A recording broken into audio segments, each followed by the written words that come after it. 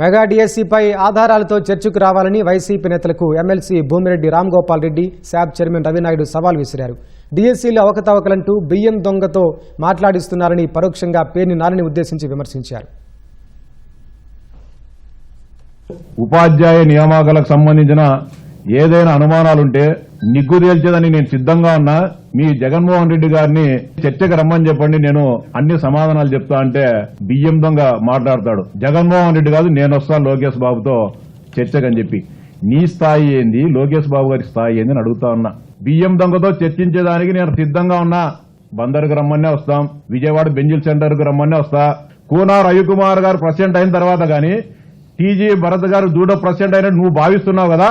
ఆ డేట్ల తర్వాత స్పోర్ట్స్ కోటాలో ఒక్క సర్టిఫికేట్ ఇచ్చినట్లు గాని వాళ్ళు ఆ సర్టిఫికెట్లు పొంది ఉద్యోగాలు పొందినట్లు గాని నువ్వు చూపిస్తే మీ ఇంటికాడికి వచ్చి నీ కాళ్ళకు దండం పెట్టి క్షమాపణ చెప్తా.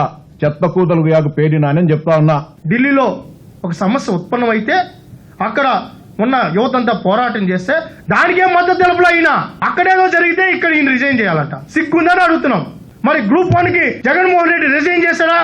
అవినీతి జరిగితే, అక్రమాలు జరిగితే ఆధారాలతో కూడా డ్రైవర్లతో, ఇంట్లో పనిచేసే వంట వాళ్ళతో, ఎవడు పడితే వాడితో గ్రూప్ 1 పోస్ట్ ఆధారాలతో కూడా కోర్టు మొటిక్కాయలు వేస్తే మరి జగన్మోహన్ రెడ్డి స్పందించారా?